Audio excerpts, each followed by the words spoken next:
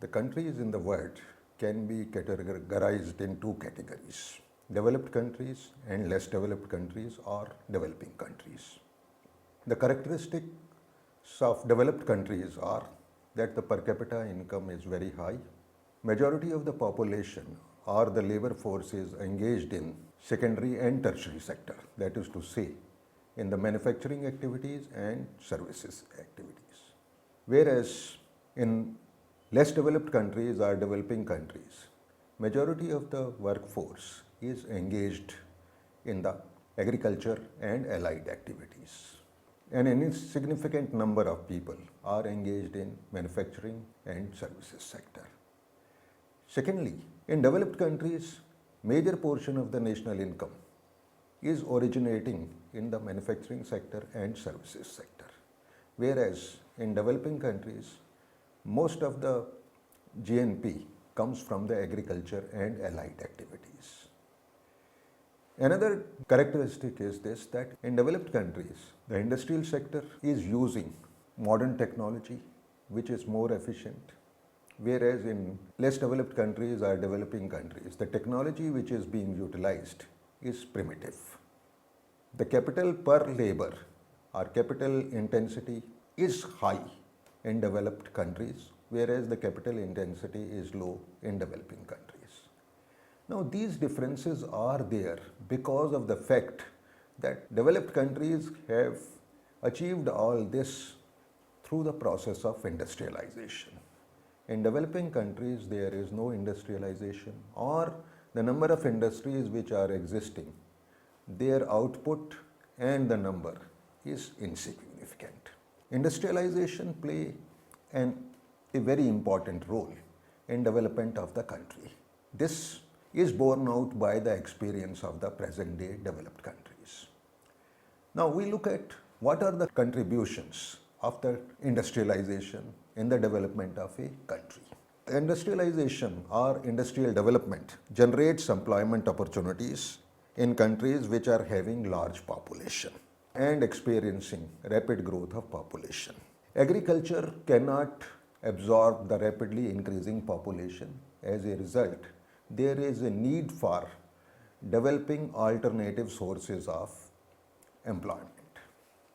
Industrialization is a method of transferring labor force from the agricultural sector to the industrial sector, thereby reducing the pressure on agriculture, and industrialization helps in transferring large amount of labor force from agricultural sector to the industrial sector without in any way adversely affecting the production and productivity in agriculture.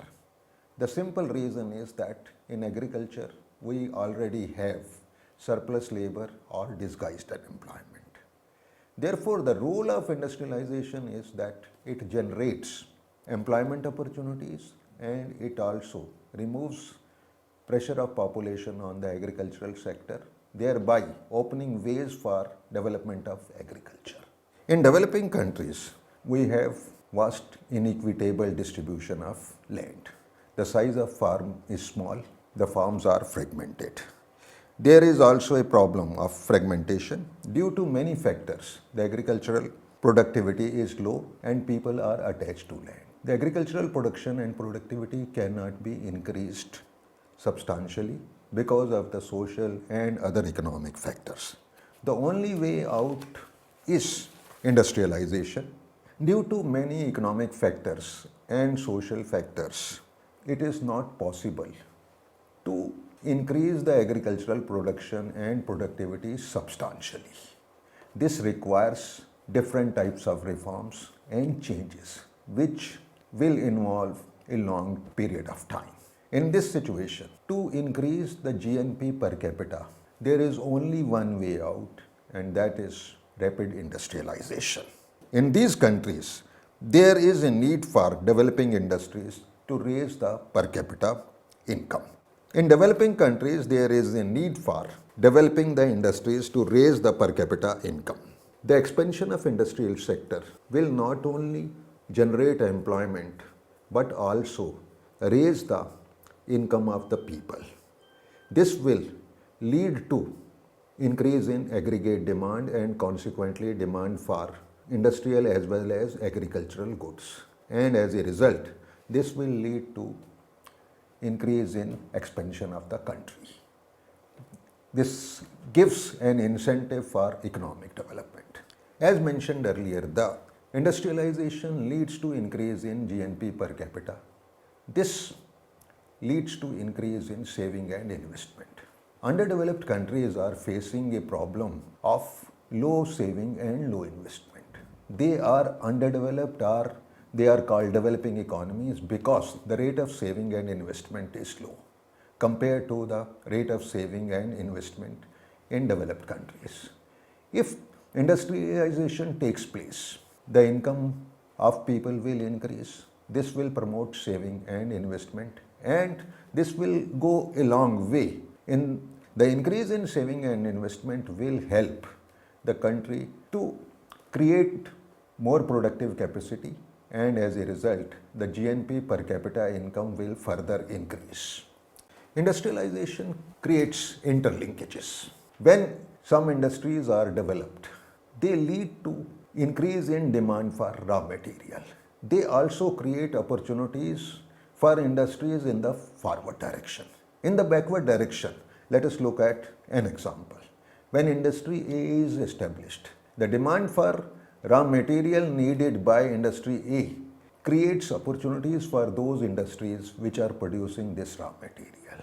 When industry A is developed, this will give incentive to those people who want to establish industries which are producing raw material for A.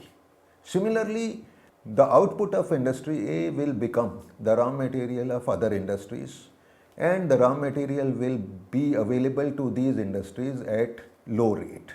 Consequently, their cost of production will decrease. As a result, there will be incentive to these industries to develop. Because of such interlinkages, what we find is that industrialization leads to further development of the country. Development of industries also leads to reduction in dependence of developing countries on developed countries. Most of the developing countries import large amount of goods, both consumer goods and capital goods from developed countries. These goods are imported because these goods are not produced in developing countries. In order to make payments for these imports, the developing countries export primary products, mainly from the agricultural sector. The developing countries export primary products and products from mines. As a result of such relationship with developed countries, the developing countries are not only dependent upon developed countries for these goods, they also experience worsening of terms of trade. In the past decades, it has been seen that the prices of the goods which are being imported by developing countries have been continuously increasing, whereas the prices of goods which are exported by the developing countries are more or less stagnant or increasing at a very slow rate. As a result, the developing countries are facing payment difficulties and foreign exchange crisis. The development of industries in developing countries will help manufacturing of those goods which are imported and consequently solve the problem of balance of payment difficulties and reduce the dependence on foreign countries. Apart from it, the industrial development create competitive spirit in the economy. The objective of the industry or the objective of the manufacturers who are running different firms is to maximize their profit. In order to maximize their profit, the manufacturers or the entrepreneurs or the owners of the firm try to find out ways of production which lead to reduction in cost of production, which lead to increase in efficiency. This spirit leads to technical development in the country. If we look at the history of technical development, till today, what we find is that most of the technical developments and technical improvements that have occurred in the last 150 years, they have occurred in the industrially developed countries. These developments not only have helped the industrial sector but also have helped the agricultural sector. So, for technical development or technical progress also, industrialization is essential for developing countries because developing countries are using obsolete technology. There is a need for changing the technology. When country is in developing various industries, this promotes research and development of technology and which helps in further progress of the country. A simple example of this is Japan. In the last 50 years, Japan has made tremendous progress in the technical development. Today, Japanese industry in electronics and automobile sector is technically more advanced than the industries in the Western countries. The fact is that when Japan started industrialization, the technology was imported from the Western countries, started using the technology which was already available in the West. The contribution of the Japanese industry is that they have further developed this technology and made substantial improvement which has helped Japan to raise its GNP substantially. From the above discussion, it is very clear that development of developing countries require industrialization. It does not mean that we are going to neglect the agricultural sector. The agricultural sector is also in a way dependent upon the industrial sector. There are many products which are required by the agricultural sector which are produced by the industrial sector. Examples are equipment used in the agricultural sector, chemical fertilizers, pesticides, insecticides. The use of these have improved the agricultural production and agricultural productivity. This can be seen from the experience of India and many other countries.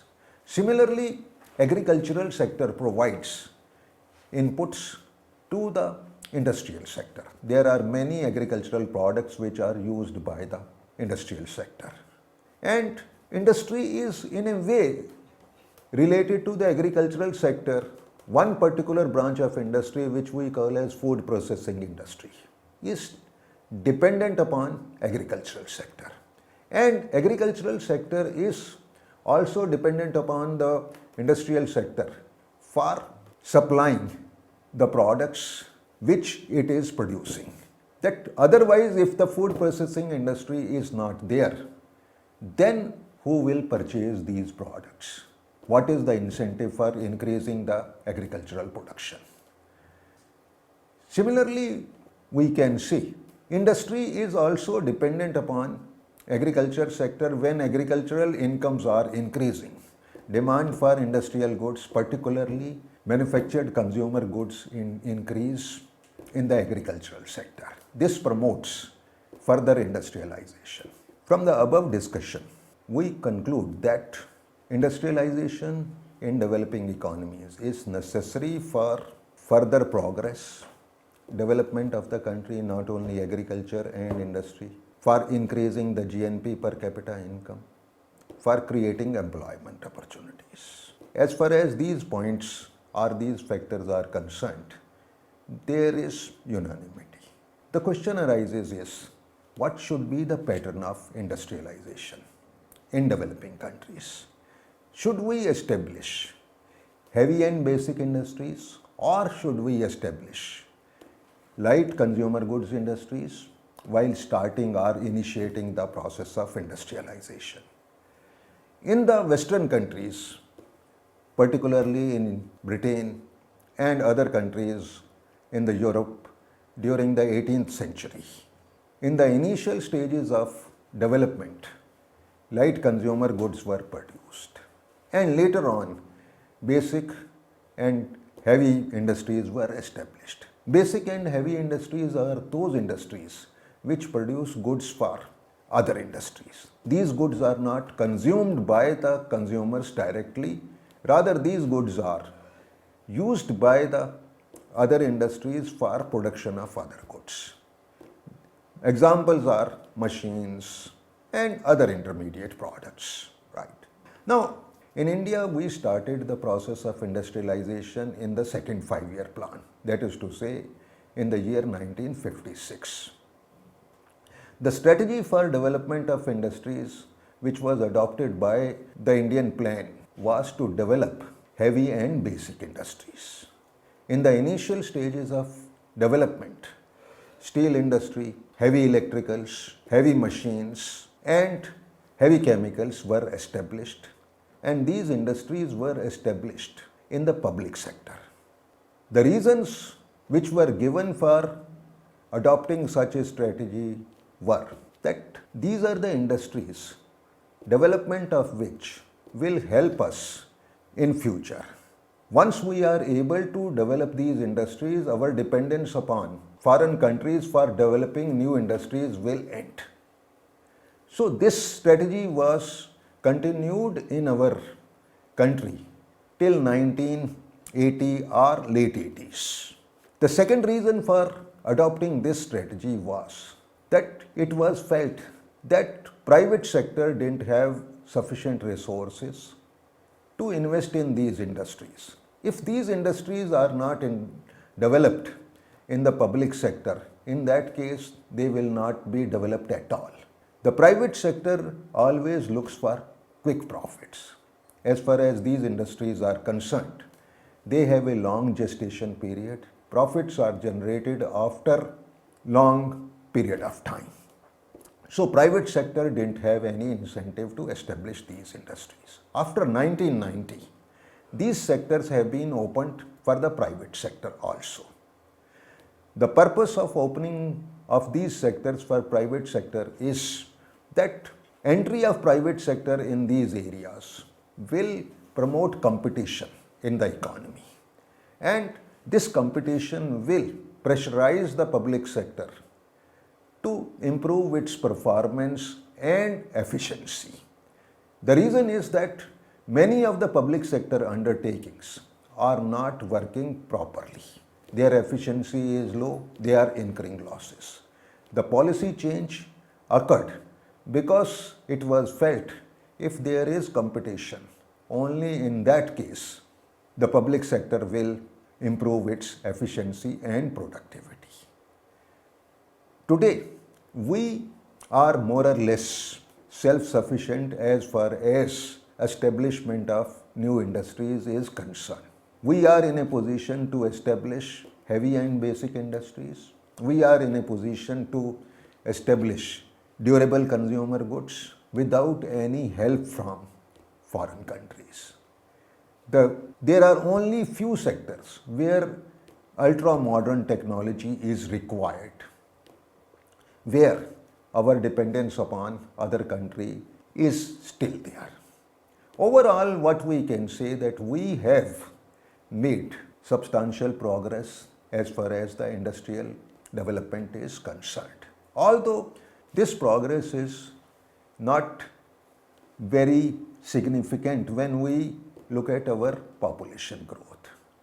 In any way, one can see the pattern of development which was adopted in our country has been not very successful, but one can definitely say that it has succeeded to some extent. That we have become more or less self-reliant as far as industrial sector is concerned. The inefficiency in the industrial sector and low productivity in the industrial sector in our country is due to certain reasons which require efforts on the part of the government and which require changes in economic policy. If these steps are taken, then the rate of growth of industry will further improve. Till now, we have discussed the importance of industrial development, or for that matter, rationale of industrial development, and the pattern of industrialization adopted in our country. We conclude that if any developing country wants to develop, and raise its GNP per capita income and improve its living standard, then there is no other alternative but to develop the industrial sector. The development of industrial sector will ensure that the resources of the country are properly utilized. The development of the industrial sector will lead to increase in per capita income and living standard. The life expectancy of the people will increase. The educational standards, skills and technology will increase. Therefore, we conclude that any country which has not developed yet, if it wants to develop and it wants that development is a permanent process, it needs to develop industry. Only then there will be improvement in GNP per capita income and living standard.